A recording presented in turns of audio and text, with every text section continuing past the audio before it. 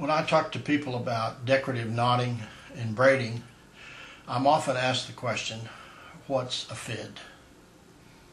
So I thought I'd take a couple of minutes here and take you through the idea of a fid and where it came from and how it's evolved here in the last couple hundred years. This is a sailor's fid that you would have found on any sailing vessel in the 18th and 19th century for splicing rope.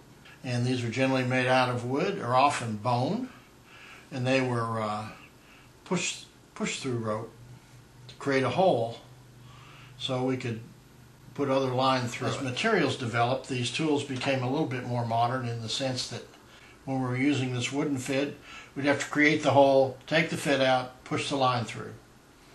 And as fids evolved, and metals were able to be incorporated in them. This is a Swedish fid, and here when we create the hole, it holds it open, and we can just slide the rope in the groove for the splice.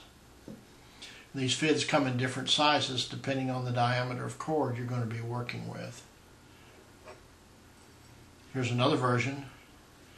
It's made out of a hard plastic, Bakelite type, and you can see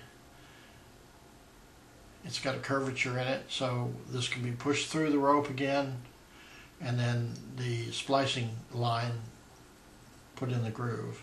And again, these are made in different sizes for different size rope.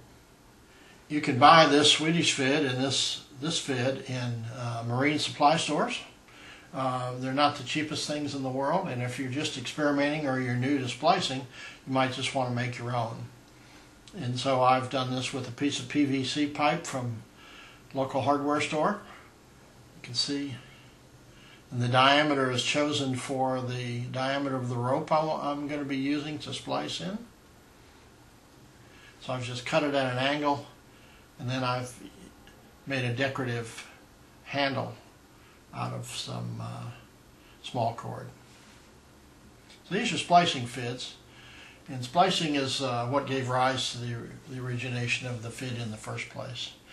If you're doing decorative knotting and braiding in leather or smaller cord, then these fids are not for you, but they help us understand where the term came from. Let's take a look at some other ones that we'd use in small knot work. Here I'm making a little zipper pull with a star knot on it. And I've tied the knot loose, and now I need to tighten it. So I need some tool, to help me do that as I take more slack out of the knot. And we can see from looking at the splicing fid, this would be a very cumbersome tool to use for that purpose. It might work when the knot's still loose and has a lot of slack in it, but it's not going to work as the thing gets tighter. So the traditional fid is not going to be of any use to us for this purpose. As I've developed as a knotter, I've searched out all kinds of tools.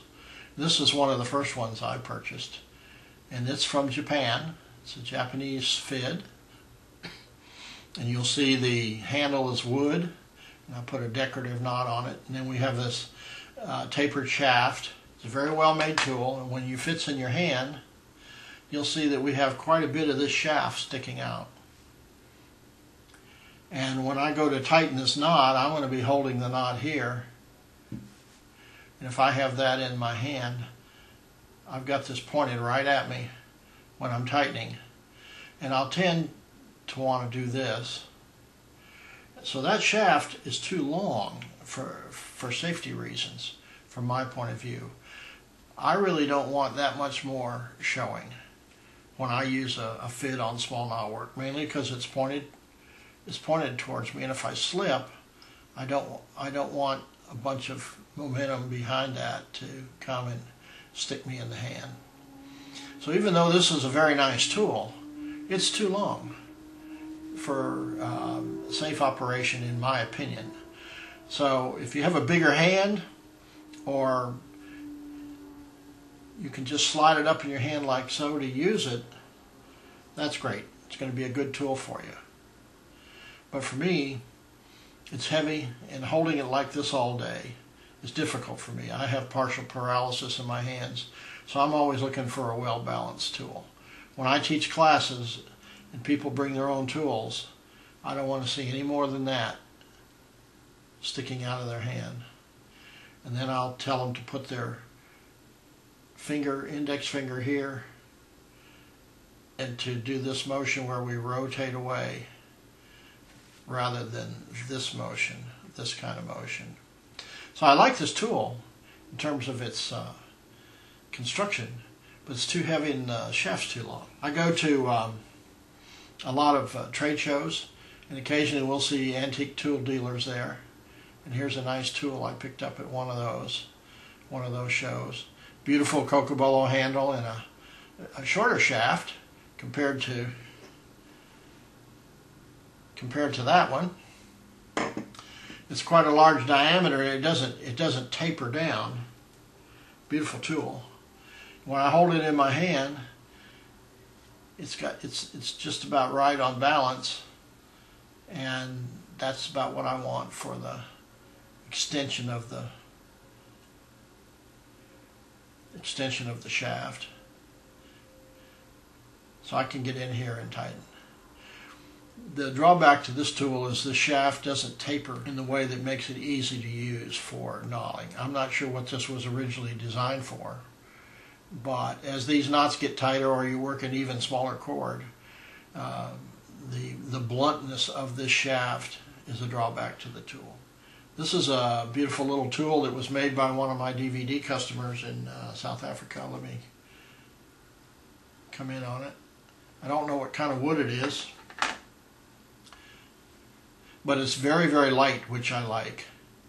The blade has a little slit in it, and it's flat in this dimension, like so. So rather than being round, it's a flat blade. This will work. So if I were going to be tightening this knot here, I'd have to come in, come under it, rotate, pull it around. And so you can do that just fine with this. Just fine.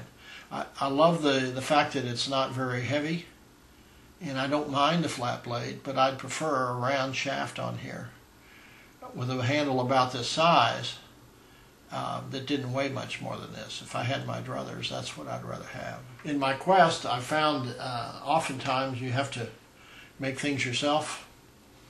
And so I was in Walmart and saw these Stanley picks. Very nice handle to them, but the picks were about that long. So I just simply figured out the length I wanted for the handle size, and I ground them off and then ground this taper on there. Okay, very inexpensive. I think 4 picks were about $5, and then I just ground them off, and I use them in my classes all the time because I can get exactly the right point. Fits in my hand perfectly. I want a little bit more of a bulge in the handle right here, so I just put a Turk's head knot on it to create that. So it fits in my hand perfectly. When my hand closes, I have just the right amount of shaft showing for the kind of tightening safety I want. And it works very well with any kind of round material. So I come in, rotate the hands, and go on about my business. So this is actually my favorite tool for decorative knot work that's going to be done in natural fibers or synthetic cord. But I would not use this on leather lace, but on cord I will.